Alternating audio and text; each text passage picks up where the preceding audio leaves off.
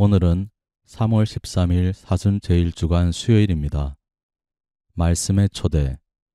요나 예언자가 주님의 말씀을 전하자 니네베 사람들은 하느님을 믿고 악한 길에서 돌아선다.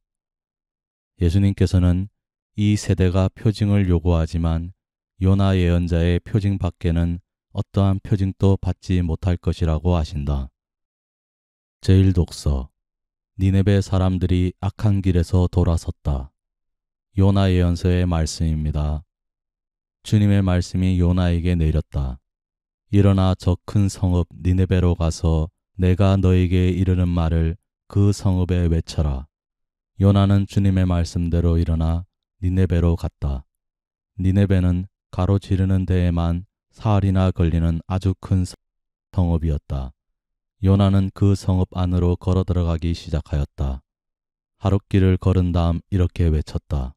이제 40일이 지나면 니네베는 무너진다. 그러자 니네베 사람들이 하느님을 믿었다.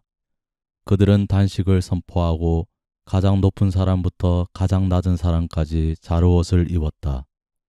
이 소식이 니네베 임금에게 전해지자 그도 왕자에서 일어나 겉옷을 벗고 자루옷을 걸친 다음 잿더미 위에 앉았다. 그리고 그는 니네베에 이렇게 선포하였다. 임금과 대신들의 칙령에 따라 사람이든 짐승이든 소든 양이든 아무것도 맛보지 마라. 먹지도 말고 마시지도 마라. 사람이든 짐승이든 모두 자루옷을 걸치고 하느님께 힘껏 부르짖어라. 저마다 제 악한 길과 제 손에 놓인 폭행에서 돌아서야 한다. 하느님께서 다시 마음을 돌리시고 그 타오르는 진노를 거두실지 누가 아느냐. 그러면 우리가 멸망하지 않을 수도 있다. 하느님께서는 그들이 악한 길에서 돌아서는 모습을 보셨다. 그래서 하느님께서는 마음을 돌리시어 그들에게 내리겠다고 말씀하신 그 재앙을 내리지 않으셨다. 주님의 말씀입니다. 복음. 이 세대는 요나 예언자의 표징밖에는 어떠한 표징도 받지 못할 것이다. 루카가 전한 거룩한 복음입니다. 그때 군중이 점점 더 모여들자 예수님께서 말씀하기 시작하셨다. 이 세대는 악한 세대다. 이 세대가 표징을 요구하지만 요나 예언자의 표징밖에는 어떠한 표징도 받지 못할 것이다. 요나가 니네베 사람들에게 표징이 된 것처럼 사람의 아들도 이 세대 사람들에게 그러할 것이다. 심판 때의 남방 여왕이 이 세대 사람들과 함께 되살아나 이 세대 사람들을 단죄할 것이다. 그 여왕이 솔로몬의 지혜를 들으려고 땅끝에서 왔기 때문이다.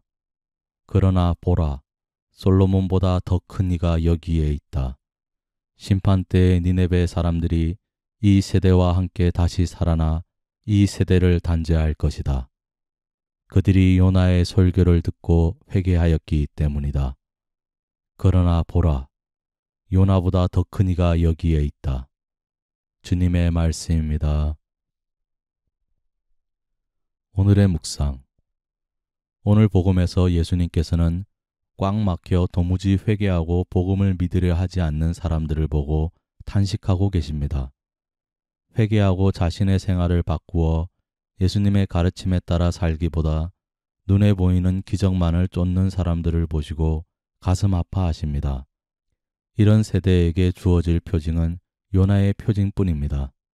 요나의 표징을 볼 것이라는 말은 요나가 큰 물고기 뱃속에 사흘을 갇혀 있다가 하느님의 도움으로 풀려난 것처럼 예수님께서 십자가에 못 박혀 돌아가신 다음 저승에서 사흘 동안 갇혀 계시다가 하느님 아버지를 통해서 부활하시는 것을 보게 되리라는 말입니다.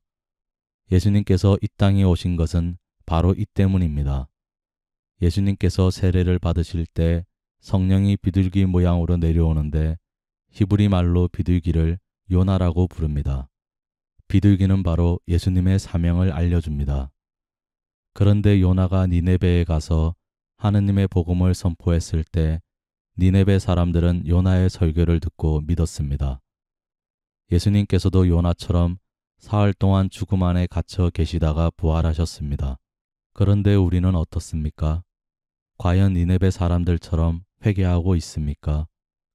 오늘 예수님께서는 결국 스스로의 처신 때문에 단죄받게 될 것이라고 이야기하십니다.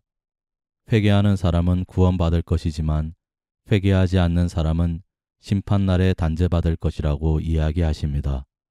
왜냐하면 요나보다 더 큰 사람의 기적을 보고도 회개하지 않았기 때문입니다. 오늘의 말씀입니다. 감사합니다. 주님께서 매일 여러분과 함께 하시기를 기도드립니다. 아멘.